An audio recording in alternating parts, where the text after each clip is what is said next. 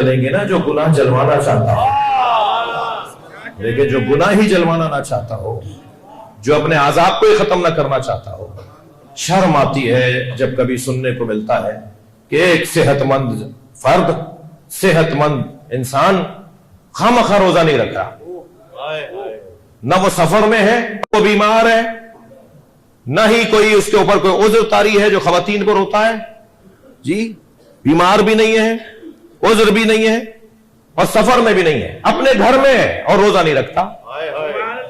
ارے بھائی تم روزہ کیوں نہیں رکھ رہے؟ جواب یہ دیتا ہے بھوک لگتی ہے۔ تو اللہ بھوک ہی تو رکھوانا چاہتا ہے۔ بھائی روزہ کیوں نہیں رکھ رہے؟ پیاس لگتی ہے، تو اللہ پیاس ہی تو لگوانا چاہتا ہے۔ یہ کہہ رہا ہے جی پیاس لگتی ہے اس لیے روزہ نہیں رکھتا، تو پیاسا ہی تو رکھنا چاہتا ہے وہ تمہیں۔ جو جان بوجھ کے روزہ چھوڑتا ہے، توجہ چاہوں گا، جملہ بڑا، حدیث کا فقرہ بڑا ہلا دینے والا ہے، جھنجھوڑنے والا ہے۔ معصوم فرماتے ہیں جو جان بوجھ کر قصدن روزہ چھوڑتا ہے اسے کافروں کے قبرستان میں دفنا دینا ہمارا کوئی تعلق نہیں۔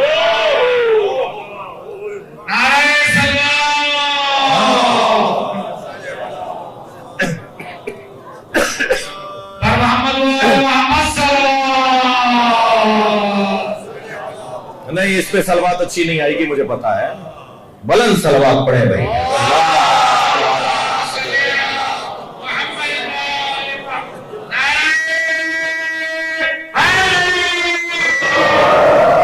جو جان بوجھ کے روزہ چھوڑتا ہے،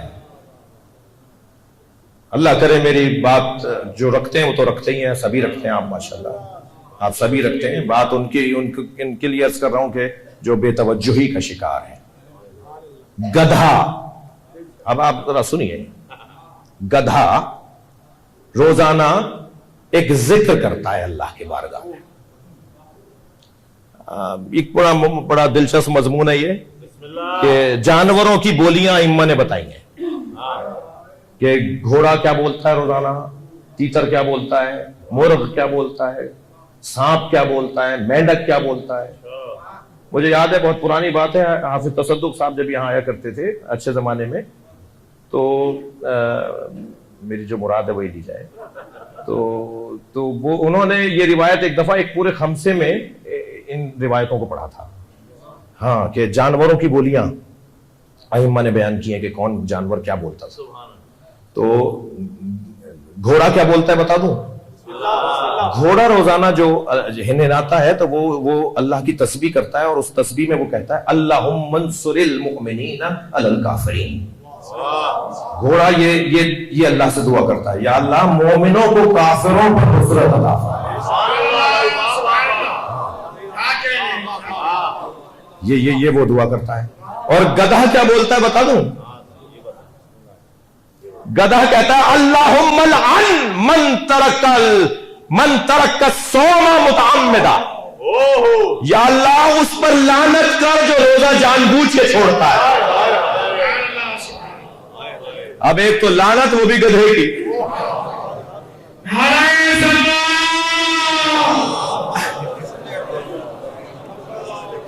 ناراض ہو رہے ہیں آپ مجھ سے، ایک تو لعنت وہ بھی گدھے کی، جو جان بوجھ کر روزہ چھوڑتا ہے گدھا کہتا ہے یا اللہ اس پر لعنت کر۔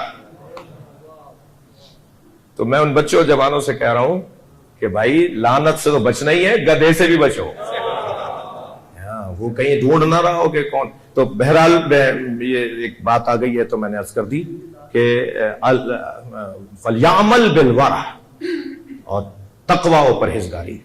ماہ رمضان مسجدوں کی رونق کا مہینہ ہے، قرآن کی بہار کا مہینہ ہے، قرآن کے کھلنے اور کھلنے کا مہینہ ہے۔ قرآن کھلے گا بھی کھلے گا، کھلے گا صفوں کی صورت میں، کھلے گا فہم قرآن کی صورت میں۔ لہٰذا میری گزارش ہوگی کہ اگر ہمارے شہر میں تفسیر قرآن کی محافل مجالس کا انتظام ہو، میں نے آج بھی مدرسے کے پرنسپل صاحب کو پیغام دیا ہے کہ مولانا رشاد علی نجفی صاحب آ رہے ہیں قم سے، نجف سے، تو یہاں مدرسے میں تفسیر قرآن کا درس ہونا چاہیے، عمومی درس ہونا چاہیے، سب کے لیے ہونا چاہیے۔ تاکہ وہ شرکت کریں جو مومنین چاہتے ہیں. اسی طرح ہماری مساجد میں رونق ہونی چاہیے. اور یہ بات بالکل غلط ہے کہ اگر میں نے قرآن شروع کیا تو ختم بھی کرنا پڑے گا, اس لیے شروع ہی نہ کرو جو ختم کرنا پڑے گا. ہاں, بعض لوگ یہ سوچتے ہیں کہ اگر میں نے قرآن ماہ رمضان میں شروع کیا تو مجھے پورے 30 پڑھنے پڑیں گے, تو بھائی کیونکہ 30 پڑھ نہیں سکوں گا میں تو میں پہلا بھی نہیں شروع کر رہا. یہ بالکل غلط فہمی ہے, ایسا کچھ نہیں ہے. جتنا پڑھ سکتے ہیں قرآن, اور ارادہ تو کریں. اتنی بڑی مملکت چلاتے تھے آیت اللہ خمینی, ایران, اور مملکت تو ایران تھی, چلاتے تھے, پوری دنیا کی الجھنیں بھی ان کے پاس آتی تھی, پوری دنیا کے مسلمانوں کے اور انسانوں کے مسائل ان کے پاس آتے تھے. اتنا مصروف ترین شخص ماہ مبارک کے رمضان میں 3 قرآن ختم کرتے تھے.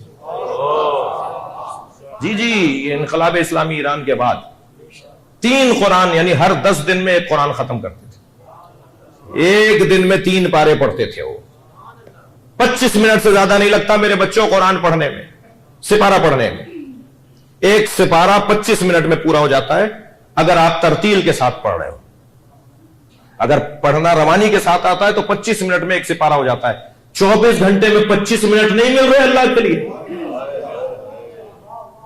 24 گھنٹے میں 25 منٹ نہیں مل رہے. اچھا, پھر آسانی میں عرض کر دیتا ہوں, آج آپ کے اس موبائل کے اندر آپ گوگل پہ اور یوٹیوب پہ جا کے جو ہے وہ قرآن سرچ کیجئے, قرآن کی آواز آ جائے گی, اور جتنے بھی کوئی 40-50 بڑے پڑھنے والے ہیں ان کی ترتیل کی آوازیں اس کے اوپر موجود ہیں. آپ سپارہ لگائیے, سپارہ کھولیے, ادھر آواز بھی آ رہی ہوگی, ادھر آپ قرآن بھی پڑھ رہے ہوں گے. اسے سنتے رہیے, اسے دیکھتے رہیے. کتنا آسان ہو گیا ہے. صلوات پڑھ لینا محمد.